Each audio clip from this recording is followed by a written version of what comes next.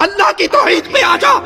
ان مردوں کو غوث آدم نہ سمجھ جو اپنے کپڑے نہ اتار سکے, جو اپنا طہارت نہ کر سکے, جو اپنا غسل نہ کر سکے, جو بیوی روتی کو چپ نہ کرا سکے, جو روتے بچوں کو چپ نہ کروا سکے, ارے جو خود چل کر قبرستان نہ جا سکے, جو قبر کی مٹی میں اتر نہ سکے, جو اپنی قبر پہ مٹی ڈال نہ سکے, اتنے مجبور تھے کہ لوگوں کے کندھوں کے سوار ہو کر گئے تھے. وہ قبر میں داخل ہونے کے بعد سب سے بڑے مددگار کیسے بن گئے؟ غوث آدم کا معنی کیا ہے؟ سب سے بڑا مددگار.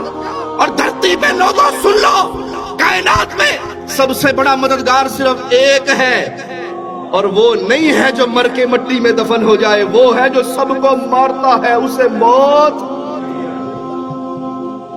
تم کہتے ہو ہمارا بابا انڈیا کا غریب نواز ہے.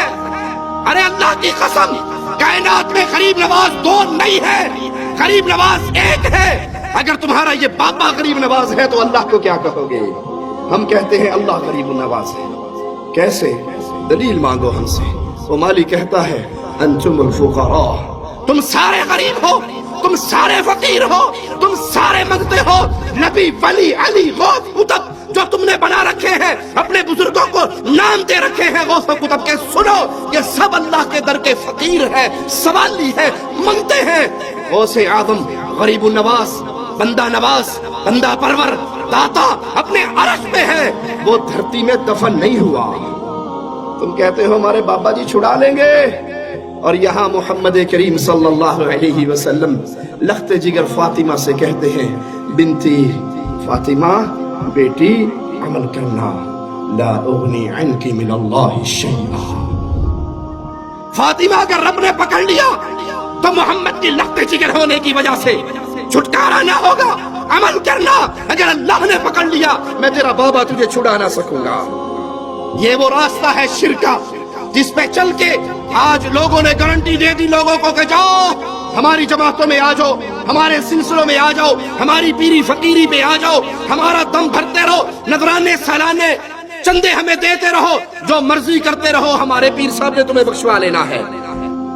تمہارے سارے پیر اکٹھے ہو جائیں تو محمد کے ایک صحابی کے برابر ہو سکتے صلی اللہ علیہ وسلم. تم تو کہتے ہو یہ جنت میں لے جائیں گے, یہ خود جنت میں جائیں گے یا نہیں جائیں گے اس کی ان کے پاس کوئی گارنٹی, یہ جنت میں جائیں گے یا نہیں. جس امام کو ہم مانتے ہیں, جس امام کو ہم مانتے ہیں, جس کو ہم نے امام اعظم کہا, قائد اعظم کہا, رہبر اعظم کہا, اللہ کی قسم اس کی گارنٹی ہے جب تک محمد دروازہ نہ کھلوائے جنت کا دروازہ کوئی اور کھلوا نہیں سکتا. جب تک میرے آقا جنت میں نہ جائے کوئی اور نبی جا نہیں سکتے. جب تک مصطفیٰ کی امت نہ جائے کسی نبی کی امت جا سکتی صلی اللہ علیہ وسلم. یہ گارنٹی صرف اہل الحدیث کے پاس ہے. وہ جنت کھلوائے گا, جنت میں پہلا قدم محمد کا لگے گا صلی اللہ علیہ وسلم. تمہارے امام جائیں گے یا نہیں جائیں گے اس پہ کوئی ثبوت اور گارنٹی موجود؟ میں نے کہا تھا تمہارے سارے پیر مل کے میرے نبی کے کسی صحابی کے قدموں کے برابر نہیں ہو سکتے. اور میں تمہیں سناتا ہوں, جہاد کا میدان ہے, تیر لگتا ہے, نیزہ لگتا ہے, نوجوان تڑپ کے شہید ہو جاتا ہے. صحابہ کہتے ہیں ہنی لہ الجنہ, اس کو جنت مبارک.